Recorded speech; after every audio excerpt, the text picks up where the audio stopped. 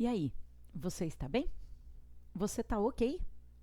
Quantas vezes você responde essa pergunta, mas lá no teu íntimo você sabe que não está bem.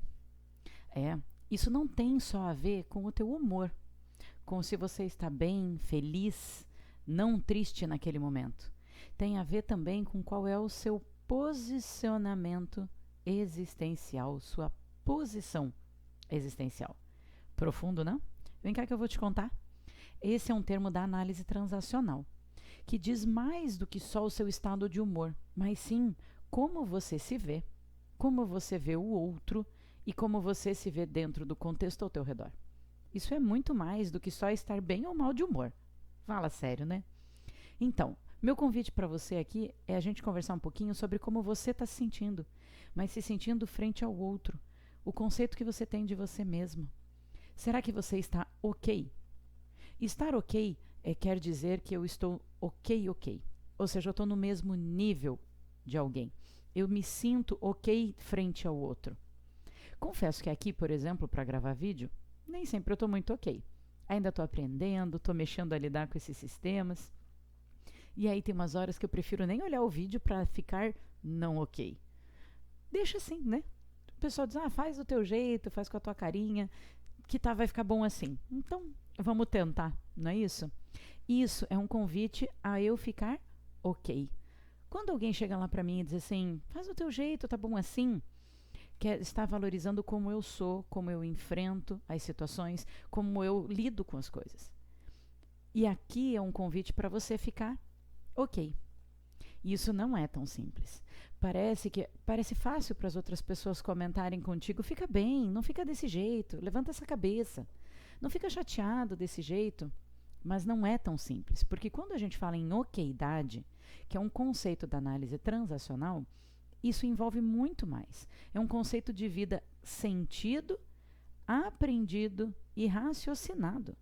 Não é tão simples. Desde pequeno, você deve ter nascido ok. O Eric Berne, autor dessa teoria que eu já apresentei para vocês aí no vídeo anterior, ele acreditava que nós nascemos príncipes e princesas. Foi a educação que nos transformou em sapos. O que você acha? Será que é isso? Ou seja, a proposta dele é que o nenê está pronto para tudo. Ele está ali sendo presente, naquela melhor versão que ele pode ser. E aí, dependendo de como acontece a sua educação, a sua criação, o contexto em que tudo aconteceu, como está a mãe, como está o pai, ou os cuidadores, né? Isso vai influenciar como a pessoa se vê no meio. Porque esse ninho, esse sistema familiar, vai criar uma forma para como a gente se vê nas nossas próximas ações. E aqui é que fica um pouco mais difícil. Porque, veja, se eu fui criada numa família precisando agradar todo mundo, fazer só o que eles querem, sim, a gente dependia desse ser, não é isso? O serzinho, na verdade, depende dos pais, né? E ele precisa agradar muito, por exemplo, ele tende a se sentir menos do que aquelas pessoas. Então, ele precisa fazer muito para agradar o outro. Isso é estar no momento de não okeidade. E aí, esse padrão, essa forma de se ver e ver o outro, é usada nas próximas relações. Muitos de nós vivem nessa posição não ok. Uma não ok que, se a gente fosse usar como exemplo uma gangorra, seria estar abaixo. Sabe quando a gente está brincando com duas pessoas? Assim seria eu ok, você ok, no mesmo nível. É assim que a gente começa quando vai brincar lá no parquinho, não é não? Só que aí a gente modula aquela gangorra para brincar. E isso faz com que a gente vire de não ok para ok. Ou muito, né? Ou não ok, mas aqui, ó, achando que está em cima. O que isso aqui faz, né, com as nossas relações? Isso faz com que eu me sinta menos e o outro mais. Então, por exemplo, nossa, o carro do outro é melhor, o emprego do outro é melhor, o jeito de gravar vídeo do outro é melhor, pode eu acabar me sentindo não ok. E o outro pode até nem estar envolvido ainda, viu? Agora, se eu chego para essa relação não ok, eu tendo a convidar o outro para que ele fique muito ok, né? Por exemplo, quando você vai ver alguém que você tem medo, quando você fez algo que você sabe que erro feio, E aí você tem que contar para a pessoa, ela já olha para você e diz assim: ah, sei, o que foi que você fez? O que você aprontou agora? Por quê? Porque você já chega assim, sentindo menos, e o outro pode aí ser convidado a se sentir mais. O que você está achando dessa ideia? Faz sentido para você? Então quero te contar mais uma parte. Essa gangorra tem muito a ver com a dependência emocional que a gente vê hoje. Se eu me sinto não ok, eu vou depender de alguém ok. Ou de alguém também não ok, né? Alguém que fique aqui em cima e acabe usando desta minha dependência. São aquelas relações matrimoniais, casamentos, namoros, afetivos, relações de liderança e funcionário, relações até de amizade, no qual uma pessoa depende da outra. A que depende, menos. A outra que sente o peso, que carrega a relação, ou que até oprime, né? Que faz uma relação abusiva, fica lá no mais. Isso é uma relação disfuncional, não é legal para ninguém. Aqui, quem está aqui em cima pode até parecer que está surfando na onda, mas não é bem isso não. Essa pessoa também carrega o peso. Essa pessoa também fica reclamando que esse não faz nada, que esse não tem iniciativa. Vira uma relação de não okeidade. Você tem alguma relação assim na tua vida? Se você ainda não me conhece, está vendo esse vídeo, eu sou Renata Gava, sou psicóloga, e a minha intenção aqui é te apresentar uma teoria que vai te ajudar a entender esse funcionamento das relações e, principalmente, te dar outras opções de atuar de uma forma saudável e funcional. Tá? Então, assim, segue comigo o raciocínio. Desde criança, a criança tem que se adaptar ao modelo dos pais. Então, possivelmente, ela vai viver nessa relação sentindo menos. Os pais podem não entrar nisso e modular essa relação, trazer valor para essa criança na idade dela, com aquilo que ela está aprendendo, perguntando do que ela gosta, que roupa que ela quer vestir, e ela vai tendo o mesmo valor. Em alguns momentos ela vai ter que obedecer, mas ela tende a ficar aqui, em okeidade. Mas muitas vezes não. Então, por exemplo, aquela mãe que sempre diz para você: e aí, colocou o casaco e você está com 45 anos? Ela ainda acha que está aqui. E que se ela não disser para você que você não vai usar o casaco, que você não pegou, você não vai dar conta. Isso é uma relação não ok. Envolve algum tipo de dependência, de entender que o outro não dá conta, que o outro não sabe fazer sozinho. Acontece em muitas relações. Só que o ideal, ou o que a gente espera que aconteça, é que a gente module, mas que a gente não fique na relação de uma forma assim ou assim. Porque alguém vai cansar, né? Alguém vai ficar sentadinho. Acho que você já brincou disso uma vez, de que você fica sentadinho aqui embaixo, o outro fica aqui em cima e você deixa ele presinho com as perninhas assim.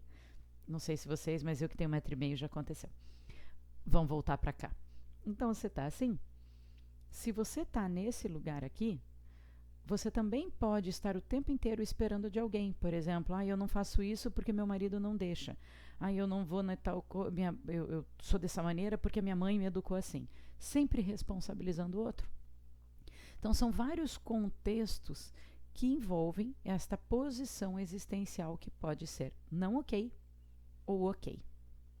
Tá, então você vai me perguntar, mas o que seria o ok então, Renata? O ok é bem mais do que só estar num bem-estar.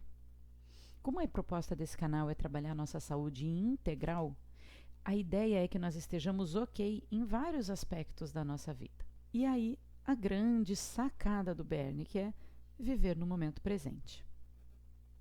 O Bernie trouxe todo esse contexto na década de 50. E o que a gente mais fala hoje?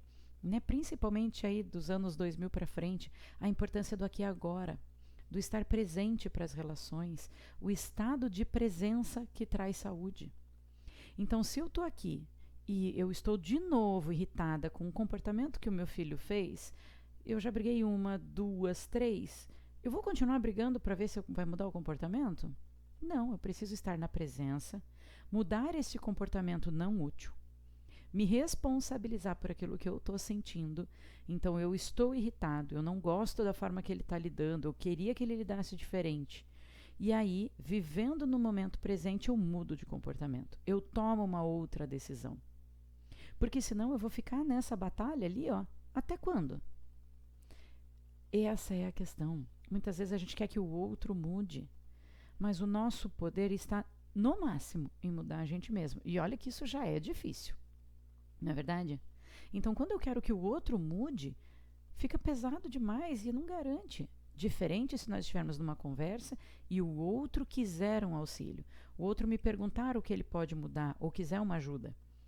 Mas enquanto isso não acontece, para que você não venha aqui achando que você sabe como o outro deve agir e estabeleça uma relação não ok, se preocupa com o teu jeito de mudar.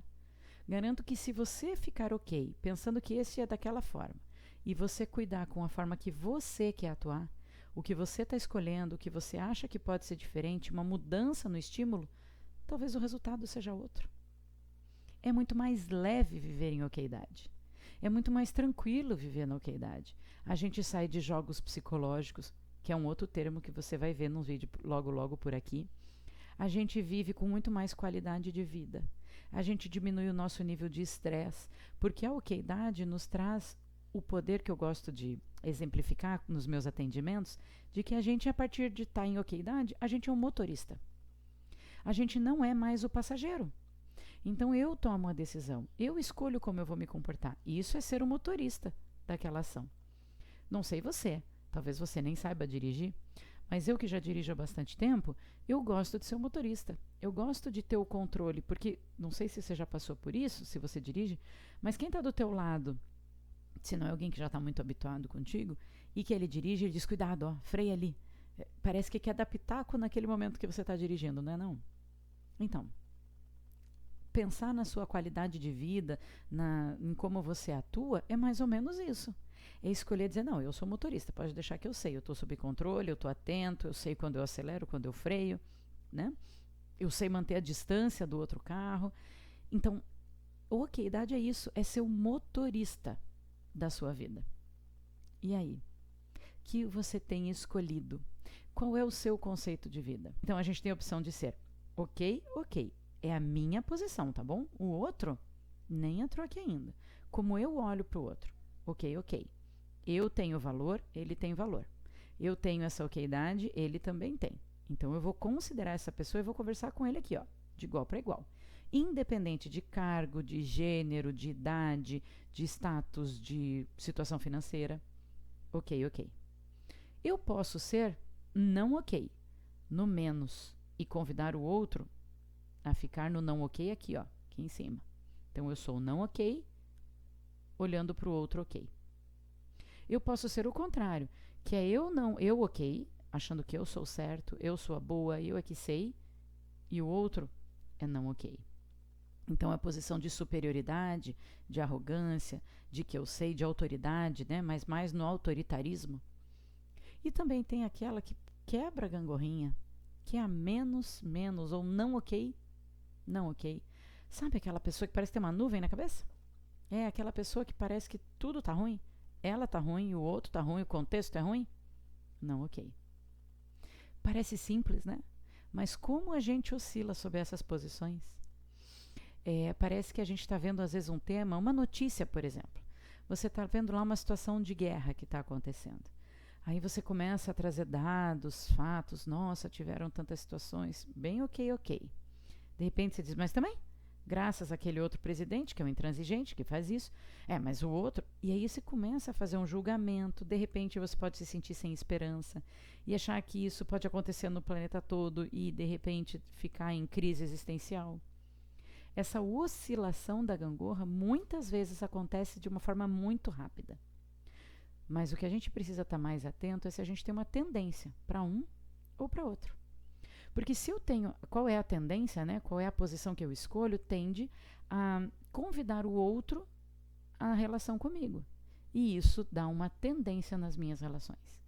Então eu quero ouvir de você aqui. Já que estamos começando a conversar nesse canal, você consegue identificar qual é a sua posição? Comenta aqui. E se esse vídeo foi útil para você, curte ele, compartilha com o pessoal aí, se inscreve no nosso canal. A ideia aqui é ter um conteúdo que te ajude aí de forma lúcida, clara e bem objetiva, com uma teoria muito interessante que é a análise transacional. Seja aí bem-vindo ao meu canal. Até a próxima!